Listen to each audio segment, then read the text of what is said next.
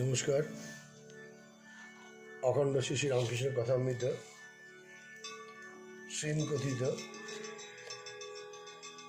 দ্বিতীয় খণ্ড।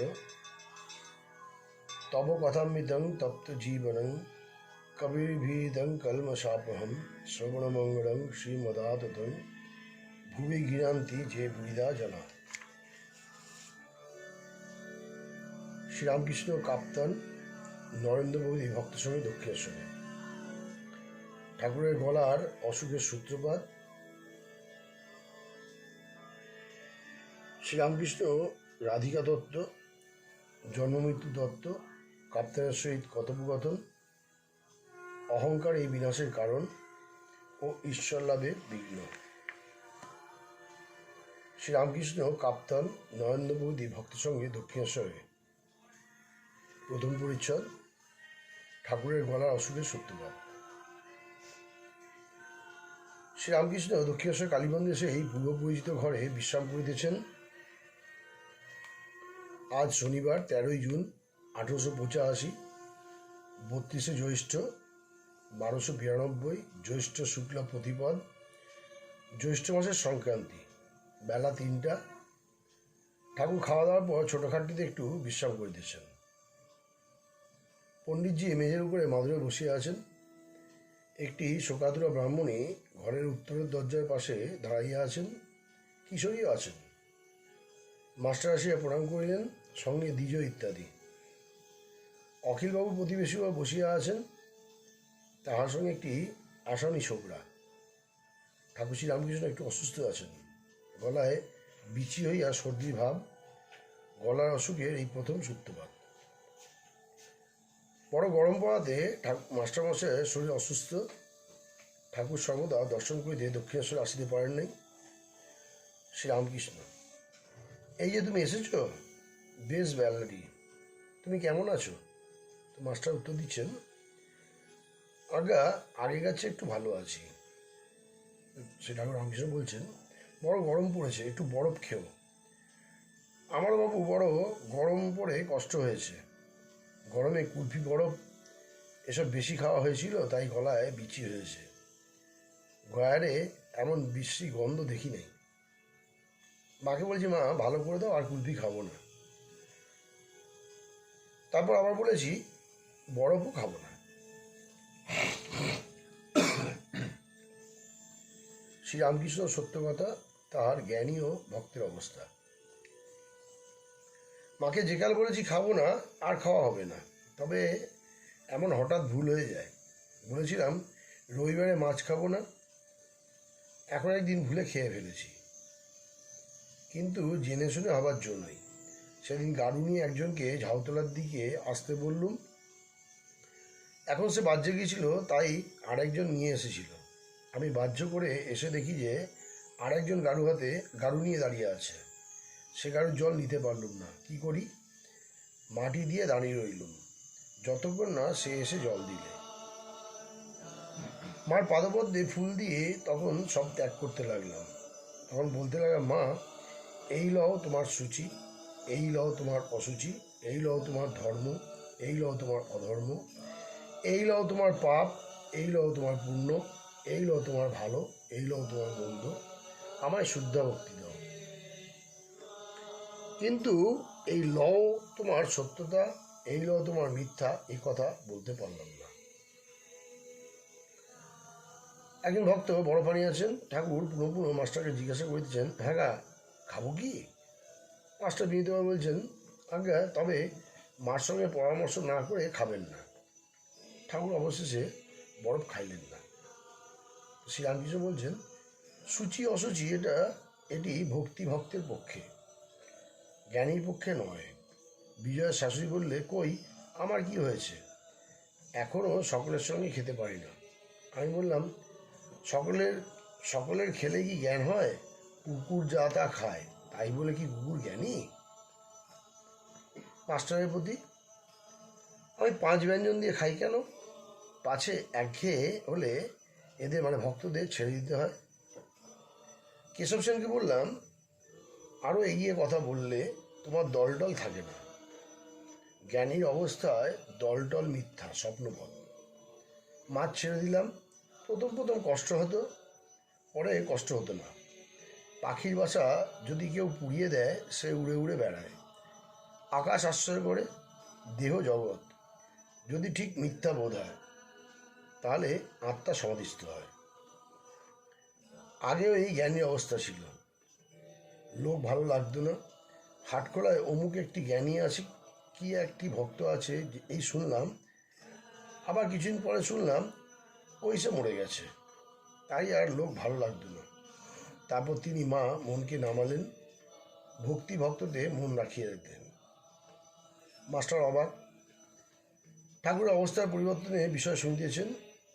এইবার ঈশ্বর মানুষ হয়ে কেন অবতার হন, তাই ঠাকুর বলিতেছেন। অবতার বা নরলীলায় গুজ্জ অর্থ, দ্বিজ ও পূর্ব সংস্কার। শ্রী রামকৃষ্ণ মাস্টারের প্রতি।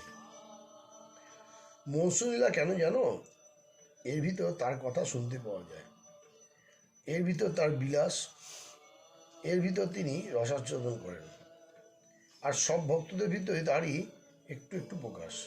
যেমন জিনিস অনেকটা চুষতে চুষতে একটু রস, ফুল চুষতে চুষতে একটু মধু।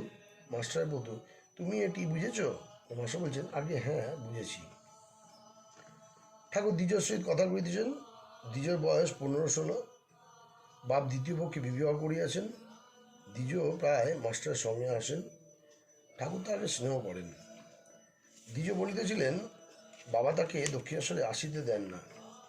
শ্রী রামকৃষ্ণ দ্বিজর প্রতি, তোর ভাইরাও আমাকে অবজ্ঞা করে? দ্বিজ চুপ করিয়া আছেন। মাস্টার বলছেন, সংসারে আরও দু চার ঠক্কর খেলে যাদের একটু আধটু যা অবজ্ঞা আছে চলে যাবে। শ্রী রামকৃষ্ণ বলছেন, বিমাতা আছে, ঘা ব্লত খাচ্ছে। সকলে একটু চুপ করিয়া আছেন। শ্রী রামকৃষ্ণ মাস্টারের প্রতি, একে মানে দ্বিজকে পুণ্যের সঙ্গে দেখা করিয়ে দিও না। মাস্টার বলছে, যে আজ্ঞা। দ্বিজর প্রতি, পেনাটিতে যেও। শ্রী রামকৃষ্ণ বলছে, হ্যাঁ তাই সব্বাকে বলছি, একে পাঠিয়ে দিও, ওকে পাঠিয়ে দিও। মাস্টারের প্রতি, তুমি যাবে না?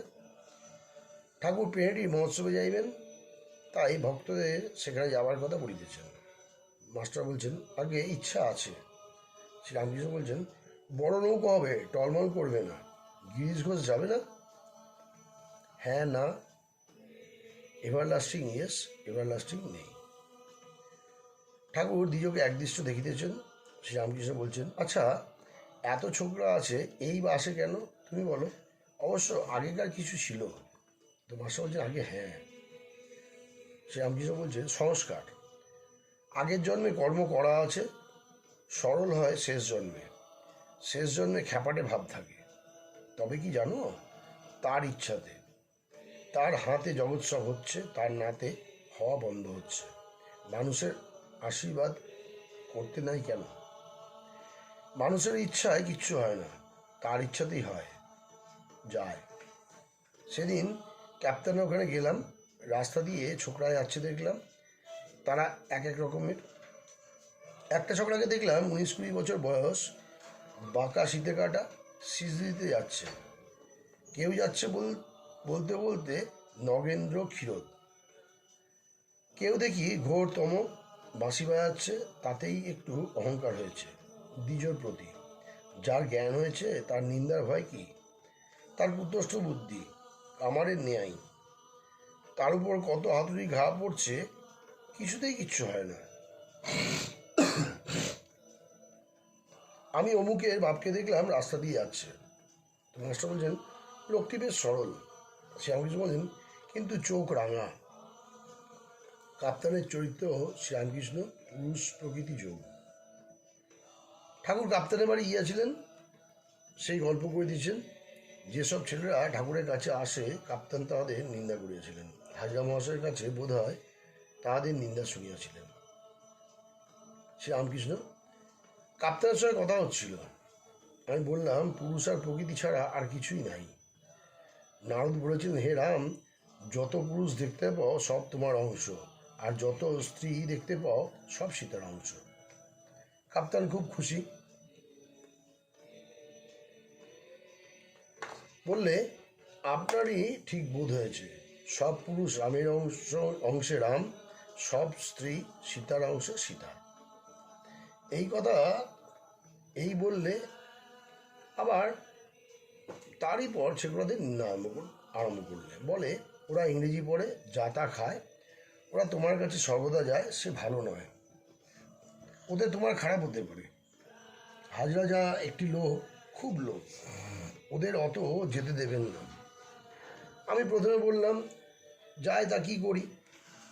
তারপর প্রাণ থেতলে দিলাম। ওর মেয়ে হাসতে লাগলো। বললাম, যে লোকের বিষয় বুদ্ধি আছে সে লোক থেকে ঈশ্বর অনেক দূর। বিষয় বুদ্ধি যদি না থাকে সে ব্যক্তি তিনি হাতের ভিতর, অতি নিকট।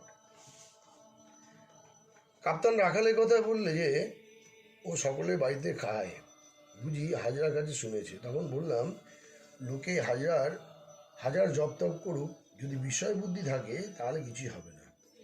আর যদি শূকরের মাংস খেয়ে যদি ঈশ্বরের মন থাকে সে ব্যক্তি ধন্য, তার ক্রমে ঈশ্বর লাভ হবেই। হাজরা এত জপ তপ করে কিন্তু ওর মধ্যে দালালি করবে এই চেষ্টা থাকে। তখন কাপ্তান বললে, হ্যাঁ তাও বাত ঠিক হ্যাঁ। তারপর আমি বললাম, এই তুমি বললে সব পুরুষ রামের সব পুরুষ রামের অংশ রাম, সব স্ত্রী সীতার অংশে সীতা, আবার এখন এমন কথা বলছো? কাপ্তান বললে, তা তো, কিন্তু তুমি সকলকে তো ভালোবাসো না।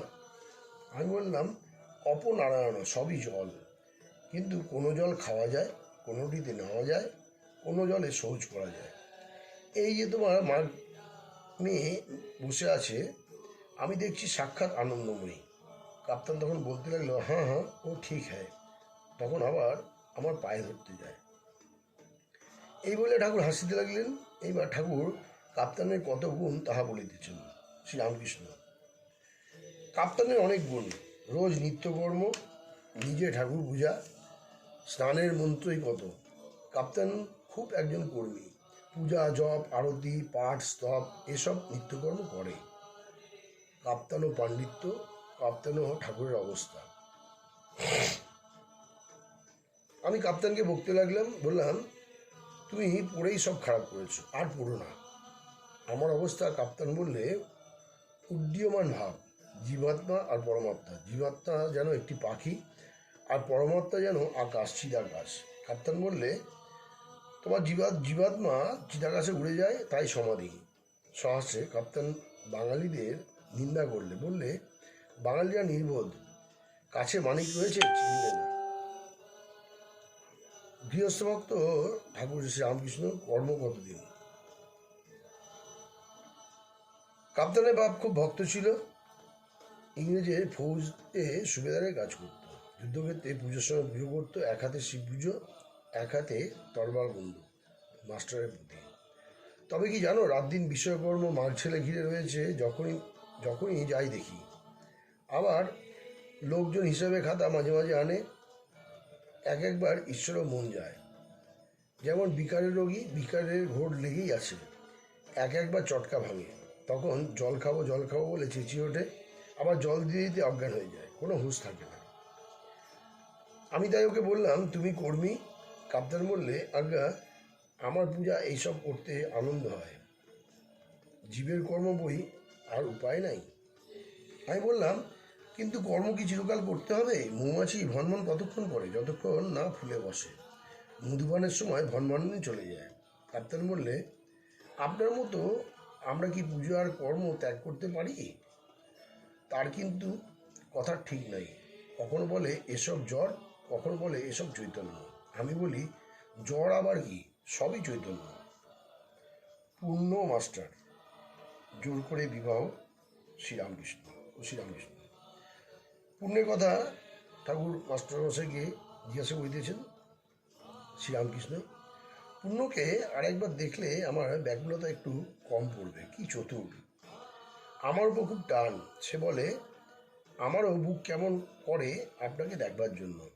মাস্টারের প্রতি। তোমার স্কুল থেকে ওকে ছাড়িয়ে নিয়েছে, তাতে তোমার কি কিছু ক্ষতি হবে? তো মাস্টার বলছেন, যদি তারা বিদ্যাসাগর বলেন তোমার জন্য ওকে স্কুল থেকে ছাড়িয়ে নিলে, তাহলে আমার জবাব দেওয়ার পথ আছে। শ্রীরামকৃষ্ণ বলছেন, কী বলবে? তো মাস্টার বলছেন, এই কথা বলবো, সাধুসঙ্গে ঈশ্বর চিন্তা হয়, আর সে মন্দ কাজ নয়। আর আপনারা যে বই পড়তে দিয়েছেন তাতেই আছে ঈশ্বরকে প্রাণের অধিক ভালোবাসবে। ঠাকুর হাসিতেছেন। শ্রীরামকৃষ্ণ বলছেন, কাপ্তানের বাড়িতে ছোট নয়নকেও ডাকলুম, বললাম, তোর বাড়িটা কোথায়, চল যাই। সে বললে, আসুন। কিন্তু ভয়ে ভয়ে চলতে লাগলো সঙ্গে, আছে বাপ জানতে পারে। সকলের হাস্য। অখিলবাবুর প্রতিবেশীকে, হ্যাঁ গা, তুমি অনেককাল আসো নাই, 7-8 মাস হবে। প্রতিবেশী বলছেন, আগে আগে 1 বছর হবে। শ্রীরামকৃষ্ণ বললেন, তোমার সঙ্গে আরেকটি আসতেন। তো প্রতিবেশী বলছেন, হ্যাঁ, নীলমণিবাবু। শ্রীরামকৃষ্ণ বলছেন, তিনি কেন আসেন না? একবার তাকে আসতে বলো, তার সঙ্গে দেখা করিয়ে দিও। প্রতিবেশীর সঙ্গী বালক দৃষ্টে, এই ছেলেটি কে? তো প্রতিবেশী বলেন, এই ছেলেটি বাড়ি আসামে। তো শ্রীরামকৃষ্ণ বলছেন, আসামে কোথা, কোন দিকে? দ্বিজ আশুর কথা বলিতেছেন। আশুর বাবা তার বিবাহ দেবেন। আশুর ইচ্ছা নাই। শ্রীরামকৃষ্ণ বলছেন, দেখো দেখো, তার ইচ্ছা নাই, জোর করে বিবাহ দিচ্ছে। ঠাকুর একটি ভক্তকে জ্যেষ্ঠ ভাতাকে ভক্তি করতে বললেন। জ্যেষ্ঠ ভাই পিতাসম, খুব মানবি। দ্বিতীয় পরিচ্ছদ। শ্রীরামকৃষ্ণ রাধিকা দত্ত, জন্মমৃত্যু দত্ত। পণ্ডিতজি বসিয়া আছেন, তিনি উত্তর পশ্চিমাঞ্চলের লোক। শ্রীরামকৃষ্ণ সহাস্যে মাস্টারের প্রতি, খুব ভগবতের পণ্ডিত। মাস্টার ভক্তরা পণ্ডিতজিকে একদৃষ্টে দেখিতেছেন। শ্রীরামকৃষ্ণ পণ্ডিতের প্রতি, আচ্ছা জি, যোগমায়া কি? পণ্ডিতজি যোগমায়া একরকম ব্যাখ্যা করলেন।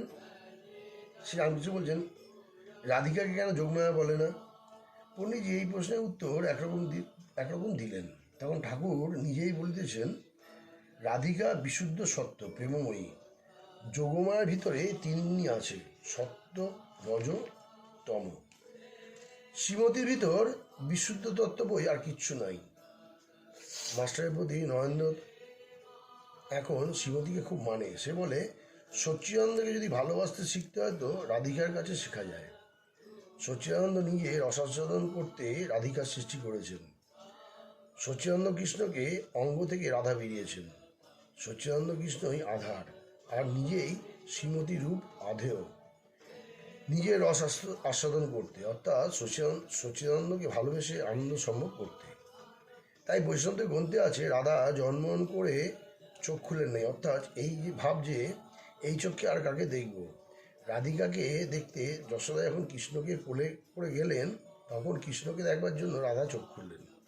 কৃষ্ণ খেলার চলে রাধার চোখকে হাত দিচ্ছিলেন।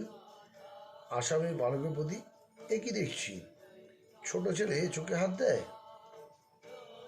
সংসারী ব্যক্তিও শুদ্ধাত্মা ছোকরার প্রভেদ। পণ্ডিতজি ঠাকুরের কাছে বিদায় লইতেছেন। পণ্ডিত বলছেন, আমি বাড়ি যাচ্ছি। শ্রীরামকৃষ্ণ আসছে, কিছু হাতে হয়েছে? তো পণ্ডিত বলছেন, বাজার বড় মন্দা, হ্যাঁ, রোজগার নেই।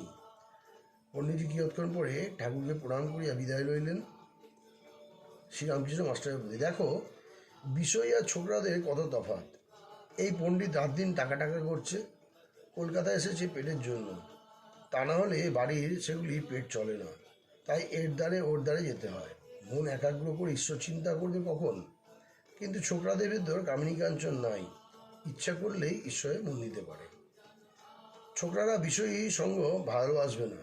রাখাল মাঝে মাঝে বলতো, বিষয়ী লোক আসতে দেখলে ভয় হয়। আমার যখন প্রথম এই অবস্থা হলো, তখন বিষয় লোক আসতে দেখলে ঘরের দরজা বন্ধ করতাম। পুত্রকন্যা বিয়োগের জন্য শোক ও শ্রীরামকৃষ্ণের পূর্বকথা। দেশে শ্রীরাম মল্লিককে অত ভালোবাসতাম, কিন্তু এখানে যখন এলো তখন ছুতে পারলাম না। শ্রীরামের সঙ্গে ছোটবেলায় খুব প্রণয় ছিল।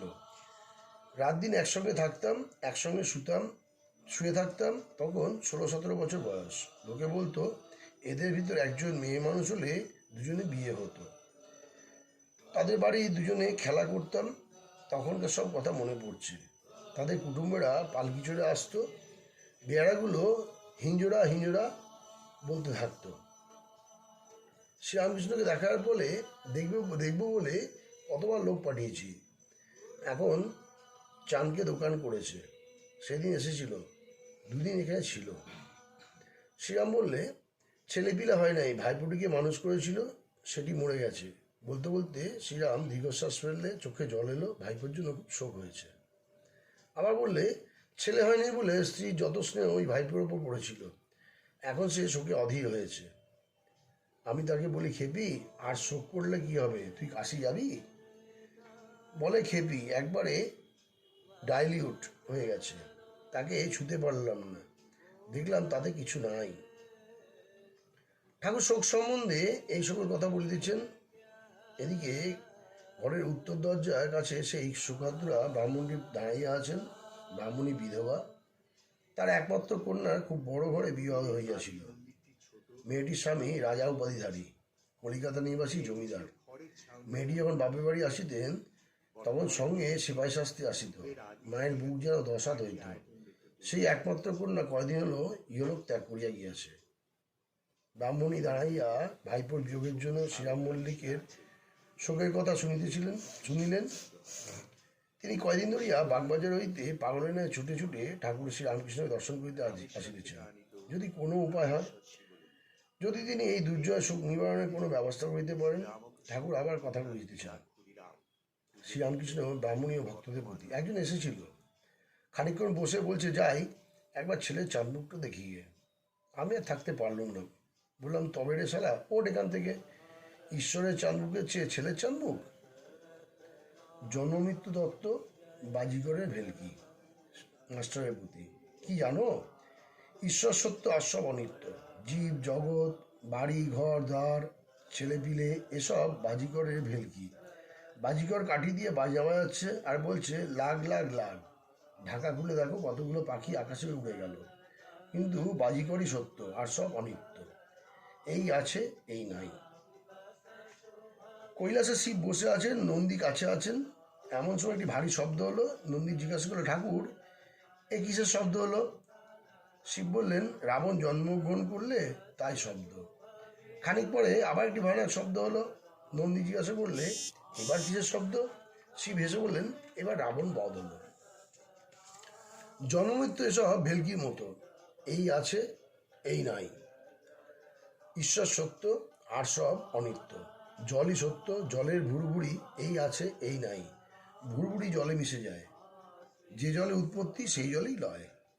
ঈশ্বর যেন মহাসমুদ্র, জীবেরা যেন ভুরভুরি, তাতেই জন্ম তাতেই লয়। ছেলে মেয়ে যেমন একটা ভুরভুরির সঙ্গে 5টা ছোট ছোট ছোট ভুরভুরি। ঈশ্বরই সত্য, তার উপরে কীভাবে ভক্তি হয়, তাকে কেমন করে লাভ করা যায়, এখন এই চেষ্টা করো। শোক করে কি করবে? সকলে চুপ করিয়া আছেন। ব্রাহ্মণী বললেন, তবে আমি আসি। শ্রীরামকৃষ্ণ ব্রাহ্মণীর প্রতি সস্নেহে, তুমি এখন যাবে? বড় ধূপ। কেন, এদের সঙ্গে গাড়ি করে যাবে? আজ জ্যৈষ্ঠ মাসের সংক্রান্তি, বেলা প্রায় 3-4টা, ভারী গ্রীষ্ম। একটি ভক্ত ঠাকুরকে একখানি নূতন চন্দনের পাখা আনিয়া দিলেন। ঠাকুর পাখা পাইয়া আনন্দিত হইয়া বললেন, বাবা, ওম তৎসৎ কালী। এই বলিয়া প্রথমেই ঠাকুরদের হাওয়া করিতেছেন। তারপরে মাস্টারকে বলিতেছেন, দেখো দেখো কেমন হাওয়া। মাস্টারও আনন্দিত হইয়া দেখিতেছেন। তৃতীয় পরিচ্ছদ। কাপ্তান ছেলের সঙ্গে করিয়া বসিয়া আছেন। ঠাকুর কিশোরীকে দেখিয়া বললেন, এদের সব দেখিয়ে এসো তো ঠাকুর বাড়ি। ঠাকুর কাপ্তানের সহিত কথা কইতেছেন। মাস্টার, ডিজো ইত্যাদি ভক্তেরা মেঝেতে বসিয়া আছেন। দমদমার মাস্টারও আসিয়াছেন। ঠাকুর শ্রী রামকৃষ্ণ ছোটোখাটটিতে উত্তরাশ্রয়ে বসিয়া আছেন। তিনি কাপ্তানকে ছোটোখাটটির এক পাশে তাহার সম্মুখে বসিতে বলিলেন। পাকা আমি বা দাস আমি। শ্রীরামকৃষ্ণ বলছেন, তোমার কথা এতে বলেছিলাম, কত ভক্তি, কত পূজা, কত রকম আরতি। তো কাপ্তান সহজভাবে, আমি কি পূজা আরতি করব? আমি কি? শ্রীরামকৃষ্ণ বলছেন, এই যে আমি কামিনী কাঞ্চনে আসক্ত, এই আমিতেই দোষ। আমি ঈশ্বরের দাস, এই আমিতে দোষ নাই। তবে আর বালকের আমি, বালক কোনো গুণের বশ নয়। এই ঝগড়া করছে, আবার ভাব। এই খেলাগার করলে, কত যত্ন করে, আবার তৎক্ষণাৎ ভেঙে ফেললে। দাস আমি, বালকের আমি, এতে কোনো দোষ নাই। আমির মধ্যে নয়, যেমন মিছরি মিষ্টির মধ্যে নয়। অন্য মিষ্টতে অসুখ করে, কিন্তু মিছরিতে বরং অম্লনাশ হয়। আর যেমন ওঙ্কার শব্দের মধ্যে নয়। এই অহং দিয়ে সচ্চিদানন্দকে ভালোবাসা যায়। অহং তো যাবে না, তাই দাস আমি, ভক্তের আমি, তা না হলে মানুষ কি হয়ে থাকে। গোপীদের কি ভালোবাসা কাপ্তানের প্রতি, তুমি গোপীদের কথা কিছু বলো, তুমি অত ভগবত পড়ো। কাপ্তান বলছেন, যখন শ্রীকৃষ্ণ বৃন্দাবনে আছেন কোনো ঐশ্বর্য নাই, তখন গোপীরা তাকে প্রাণাপেক্ষা ভালোবেসেছিলেন।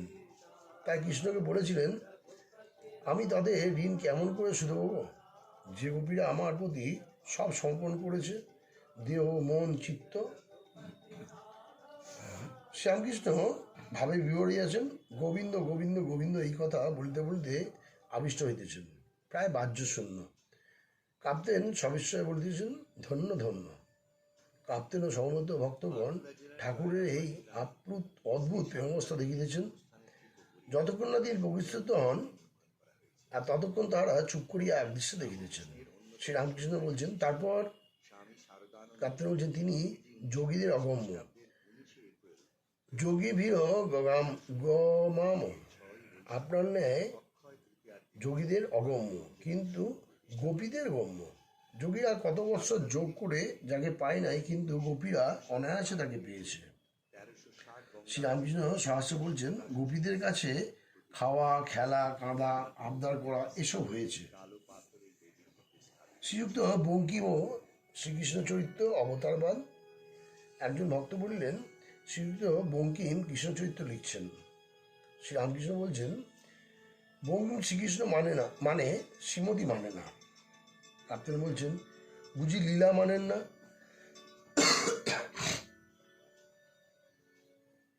তো শ্রীরামকৃষ্ণ উত্তর দিচ্ছেন, আবার বলে নাকি কামাদি এসব দরকার। দমদম মাস্টার নবজীবনে বঙ্কিম লিখেছেন, ধর্মের প্রয়োজন এই যে শারীরিক মানসিক আধ্যাত্মিক প্রভৃতি সব বৃত্তির স্ফূর্তি হয়। তো কাপ্তেন বলছেন, কামাদি দরকার, তবে লীলা মানেন না। ঈশ্বর মানুষ হয়ে বৃন্দাবনে এসেছিলেন, রাধাকৃষ্ণ লীলা তা মানেন না। পূর্ণব্রহ্মের অবতার, শুধু পাণ্ডিত্য ও প্রত্যক্ষের প্রভেদ। শ্রীরামকৃষ্ণ সহাস্যে, ওসব কথা যে খবরের কাগজে নাই, কেমন করে মানা যায়। একজন তার বন্ধুকে এসে বললে, ওহে কাল ওপাড়া দিয়ে যাচ্ছি, এমন সময় দেখলাম সে বাড়িটা হুড়মুড় করে পড়ে গেল। বন্ধু বলে, দাঁড়াবে একবার দেখি খবরের কাগজখানা দেখি। এখন বাড়ি হুড়মুড় করে পড়ার কথা, খবরের কাগজে কিচ্ছু নাই। তখন সে ব্যক্তি বললে, কই খবরের কাগজে কিছু দেখি নাই, ওসব কাজের কথা নয়। সে লোকটা বললে, আমি যে দেখে এলাম। ও বললে, তা হোক, যেকালে খবরের কাগজে নাই, সেকালে এমন কথা বিশ্বাস করলুম না। ঈশ্বর মানুষ হয়ে লীলা করেন, এ কথা কেমন করে বিশ্বাস করবে। এই কথা যে ওদের ইংরেজি লেখাপড়ার ভিতর নাই, পূর্ণ অবতার বোঝানো বড় শক্ত, কি বলো। 14 পোয়ার ভিতর অনন্ত আশা। কাপ্তেন বলছেন, কৃষ্ণস্তু ভগবানও স্বয়ং, বলবার সময় পূর্ণ অংশ বলতে হয়। শ্রীরামকৃষ্ণ বলছেন, পূর্ণ অংশ যেমন অগ্নিহতার স্ফুলিঙ্গ। অবতার ভক্তের জন্য, জ্ঞানীর জন্য নয়। আধ্যাত্ম রামায়ণে আছে, হে রাম তুমি তুমি ব্যাপক, বাচ্যবাচক ভেদেন তমেব পরমেশ্বর। তো কাপ্তেন বলছেন, বাচ্যবাচক অর্থাৎ ব্যাপক। তো শ্রীরামকৃষ্ণ বলেন, ব্যাপক অর্থাৎ যেমন ছোট একটি রূপ, যেমন অবতার মানুষ রূপ হয়েছেন। চতুর্থ পরিচ্ছদ, অহংকারই বিনাশের কারণ ও ঈশ্বর লাভে বিঘ্ন। সকালে বসিয়া আছেন, কাপ্তেন ও ভক্তদের সঙ্গে ঠাকুর কথা কইতেছেন। এমন সময় ব্রাহ্ম সমাজের জয়গোপাল সেন ও তৈলক্য আসিয়া প্রণাম করিয়া আসেন, আসন গ্রহণ করিলেন। ঠাকুর সহাস্যে তৈলক্যের দিকে তাকাইয়া কথা কইতেছেন। শ্রীরামকৃষ্ণ বলছেন, অহংকার আছে বলে ঈশ্বর দর্শন হয় না। ঈশ্বরের বাড়ির দরজার সামনে এই অহংকার রূপ গাছের গুড়ি পড়ে আছে। এই গুড়ি উল্লঙ্ঘন না করলে তার ঘরে প্রবেশ করা যায় না। একজন ভূত সিদ্ধ হয়েছিল, সিদ্ধ হয়ে যাই ডেকেছে, অগ্নিভূতটি এসেছে, এসে বললে, কি কাজ করতে হবে বলো। কাজ যাই দিতে পারবে না, অমনি তোমার ঘাড় ভাঙব। সে ব্যক্তি যত কাজ দরকার ছিল ক্রমে ক্রমে সব করিয়ে নিল, তারপর আর কাজ পায় না। ভূতটি বললে, এইবার তোমার ঘাড় ভাঙি। সে বললে, একটু দাঁড়াও, আমি আসছি। এই বলে গুরুদেবের কাছে গিয়ে বললে, মহাশয়, ভারী বিপদে পড়েছি, এই বিবরণ, এখন কি করি? গুরু তখন বললে, তুই এক কর্ম কর, এই চুল গাছটি সোজা করতে বল। বুদ্ধি দিনরাত ওই করতে লাগলো। চুল কি সোজা হয়? যেমন বাঁকা তেমনি রইল। অহংকারও এই যায় আবার আসে। অহংকার ত্যাগ না করলে ঈশ্বরের কৃপা হয় না। কর্মের বাড়িতে যদি একজনকে ভাড়ারি রাখা করা যায়, যতক্ষণ ভাড়া এসে থাকে ততক্ষণ কর্তা আসে না। যখন সে নিজে ইচ্ছা করে ভাড়ার ছেড়ে চলে যায়, তখনই কর্তার ঘরে চাবি দেয় ও নিজে ভাড়ারে বন্দোবস্ত করে। নাবালকেরই ওছি, ছেলে মানুষ নিয়ে বিষয় রক্ষা করতে পারে না। রাজা ভারলন, অহংকার ত্যাগ না করলে ঈশ্বর ভারলন না। বৈকুণ্ঠে লক্ষ্মীনারায়ণ বসে আছেন। হঠাৎ নারায়ণ উঠে দাঁড়ালেন। লক্ষ্মী পদসেবা করছিলেন। বললেন, ঠাকুর কোথায় যাও? নারায়ণ বললে, আমার একটি ভক্ত বিপদে পড়েছে, তাই তাকে রক্ষা করতে যাচ্ছি। এই বলে নারায়ণ বেরিয়ে গেলেন, কিন্তু তৎক্ষণাৎ আবার ফিরে এলেন। লক্ষ্মী বললেন, ঠাকুর এত শীঘ্র ফিরলে যে? নারায়ণ হেসে বললে, ভক্তটি প্রেমে বিহ্বল হয়ে পথে চলে যাচ্ছিল। ধোপারা কাপড় শুকোতে দিচ্ছিল। ভক্তটি মারিয়ে যাচ্ছিল।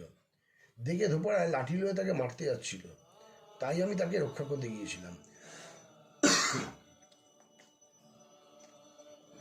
লক্ষ্মী আবার বললেন, ফিরে এলেন কেন? নারায়ণ হাসতে হাসতে বললে, সে ভক্তটি নিজে ধোপাদের মারবার জন্য ইট তুলেছে দেখলাম। সকলের হাস্য, তাই আর আমি গেলাম না।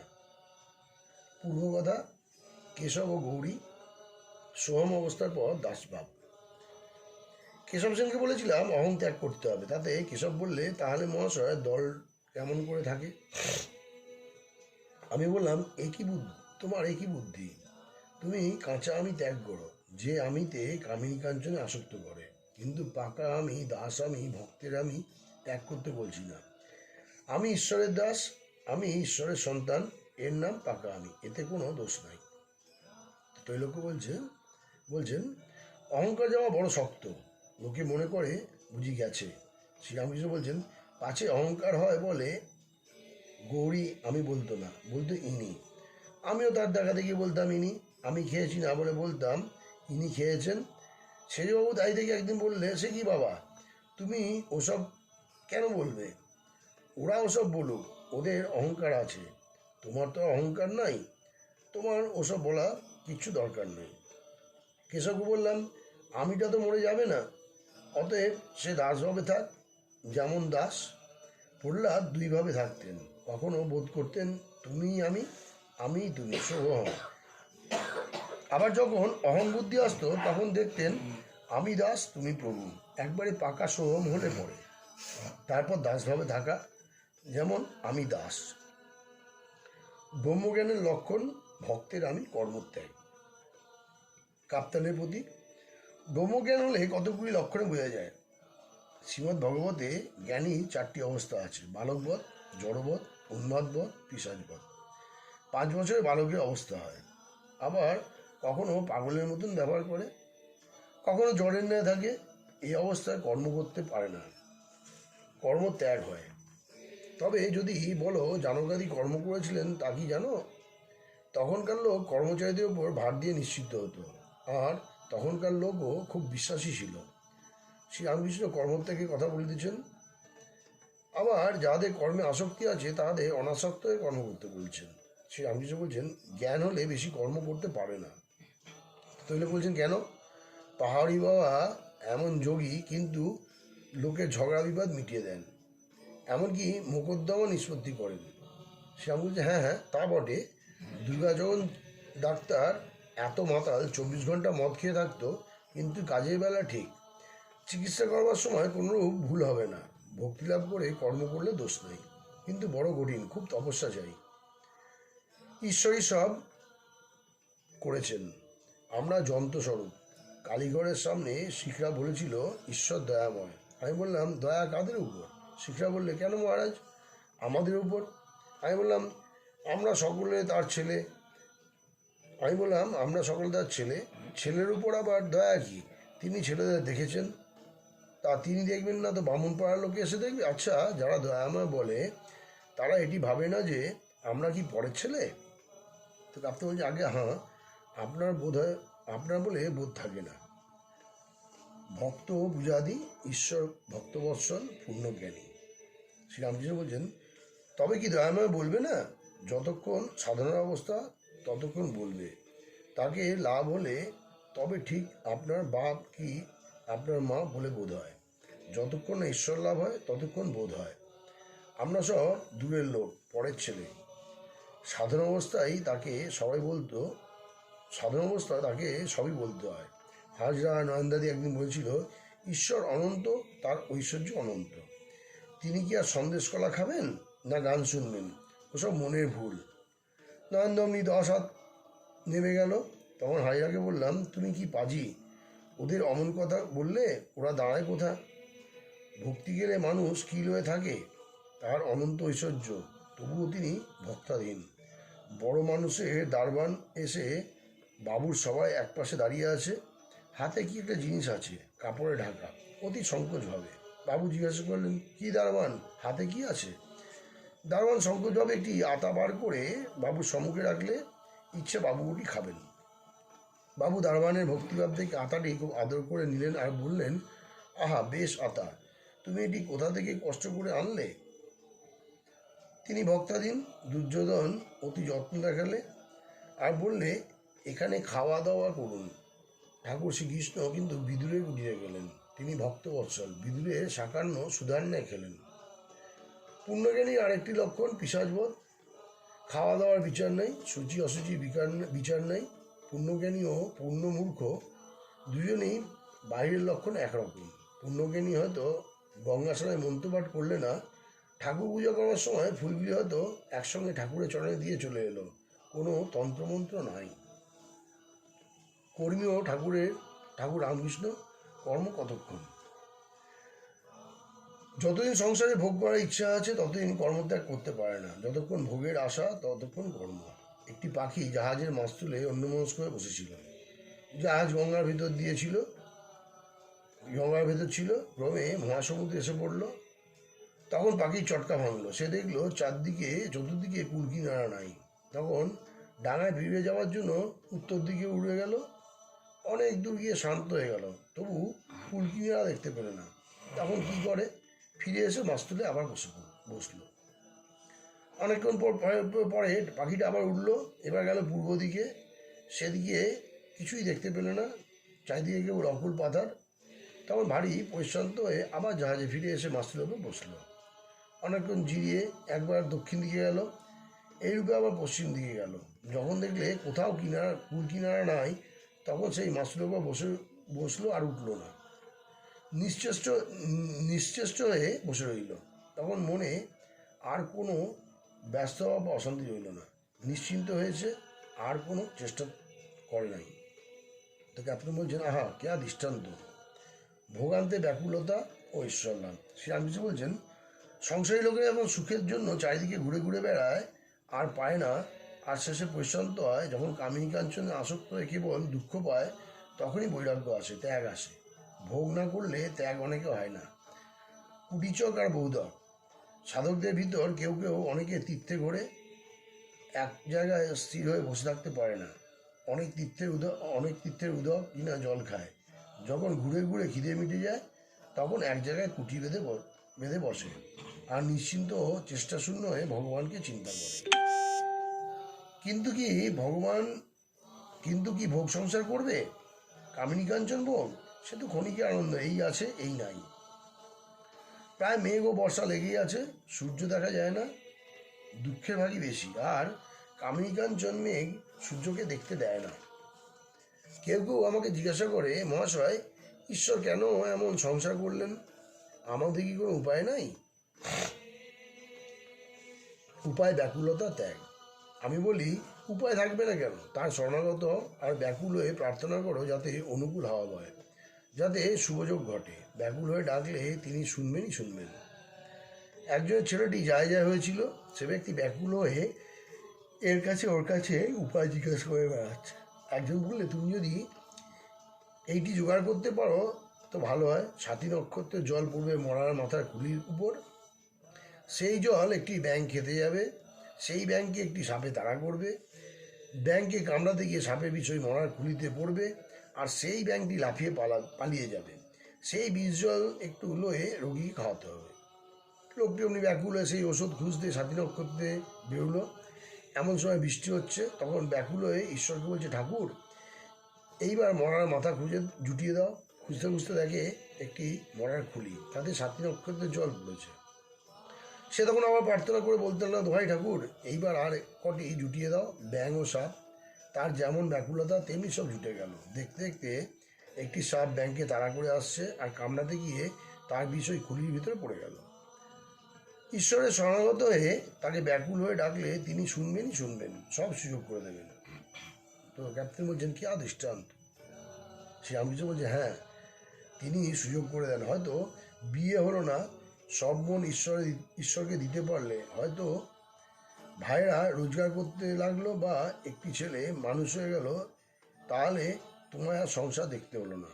তখন তুমি অনায়াসে 16 মন ঈশ্বরকে দিতে পারো। তবে কামিনী কাঞ্চন ত্যাগ না হলে হবে না। ত্যাগ হলে তবে অজ্ঞান অবিদ্যা নাশ হয়। আতস কাঁচের উপর সূর্যের কিরণ পড়লে কত জিনিস পড়ে যায়, কিন্তু ঘরের ভিতরে ছায়া, সেখানে আতস কাঁচ রয়ে গেলে ওটি হয় না। ঘর ত্যাগ করে বাইরে এসে দাঁড়াতে হয়। ঈশ্বর লাভের পর সংসার জনকারীর। তবে জ্ঞান লাভের পর কেউ সংসারে থাকে, তারা ঘরবার দুই দেখতে পায়। জ্ঞানের আলো সংসারের ভিতর পড়ে, তাই তারা ভালো মন্দ নিত্য অনিত্য এসব আলোতে দেখতে পায়। যারা অজ্ঞান, ঈশ্বর মানে না, ঈশ্বরকে মানে না, অথচ সংসারে আছে, তারা যেন মাটির ঘরের ভিতর বাস করে। ক্ষীণ আলোতে শুধু ঘরের ভিতরটি দেখতে পায়। কিন্তু যারা জ্ঞান লাভ করেছে, ঈশ্বরকে জেনেছে, তারা সংসারে আছে, তারা যেন শাসি ঘরের ভিতরে বাস করে। ঘরের ভিতরেও দেখতে পায়, ঘরের বাইরের জিনিসও দেখতে পায়। জ্ঞান সূর্যের আলো ঘরের ভিতরে খুব প্রবেশ করে। সে ব্যক্তি ঘরের ভিতরের জিনিস খুব স্পষ্ট দেখতে পায়, কোনটি ভালো, কোনটি মন্দ, কোনটি নিত্য, কোনটি অনিত্য। ঈশ্বরই কর্তা, আর সব যন্ত্রস্বরূপ। তাই জ্ঞানীর অহংকার করবার জো নাই। মহিনুস্তব যে লিখেছিল তার অহংকার হয়েছিল। শিবের ষাঁড় যখন দাঁত বার করে দেখালে, তখন তার অহংকার চূর্ণ হয়ে গেল। দেখলে এক একটি দাঁত এক একটি মন্ত্র।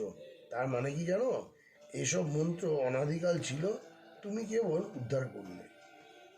গুরুগিরি করা ভালো নয়। ঈশ্বরের আদেশ না পেলে আচার্য হওয়া যায় না। যে নিজে বলে আমি গুরু, সে হীন বুদ্ধি। দাঁড়িপাল্লা দেখো নাই, হালকা দিকটা উঁচু হয়। যে ব্যক্তি নিজে উঁচু হয় সে হালকা। সকলেই গুরু হতে যায়, শিষ্য পাওয়া যায় না। তৈলক্য ছোট খাটটি উত্তর ধারে মেঝেতে বসিয়াছেন। তৈলক্য গান গাইবেন। ঠাকুর শ্রী রামকৃষ্ণ বলতেছেন, আহা তোমার কি গান! তৈলক্য তানপুরা হইয়া গান গাইতেছেন।